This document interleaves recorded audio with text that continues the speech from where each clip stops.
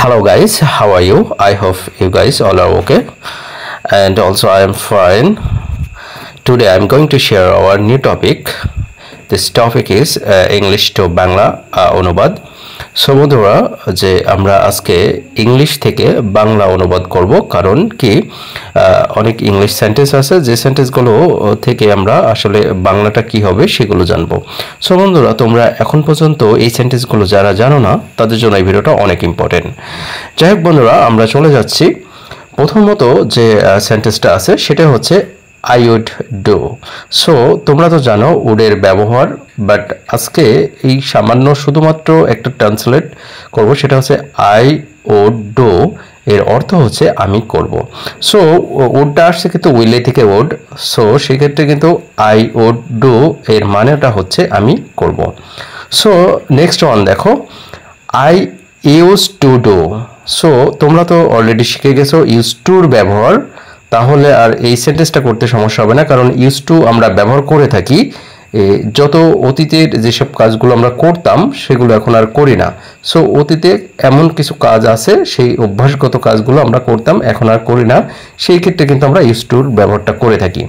তাহলে বন্ধুরা এখানে দেখো আই ইউজ টু ডু এর অর্থ হচ্ছে আমি করতাম।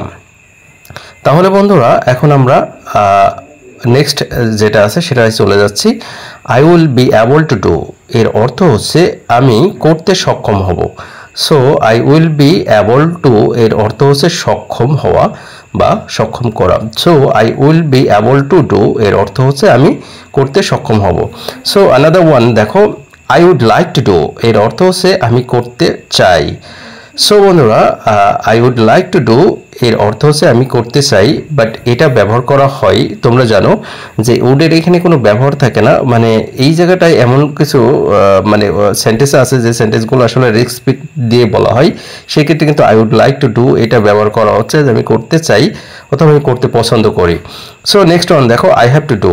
সো আমাকে করতে হবে এর অর্থটা হচ্ছে আই হ্যাভ টু ডু এর অর্থ হচ্ছে আমাকে করতে হবে, বাট কোনো সেন্টেন্সের ভিতরে হ্যাভ টু বা হ্যাজ টু থাকলে সে জায়গায় কিন্তু জোরপূর্বক একটা কোনো কিছু দেওয়া থাকে। যাই হোক, আমরা নেক্সট চলে যাচ্ছি। আই অ্যাম টু ডু, তার মানে এই আই অ্যাম এম ইজ আর এর ব্যবহার আছে, এম ইজ আর এর পরে যদি টু থাকে তাহলে সেটাকে করতে হয় বোঝায়, তাহলে আই অ্যাম টু ডু আমাকে করতে হয়। নেক্সট ওয়ান আছে সেটা চলে যাচ্ছে, সেটা হচ্ছে I am yet to do. So বন্ধুরা, I am yet to do এর অর্থ হচ্ছে আমি এখনও করিনি।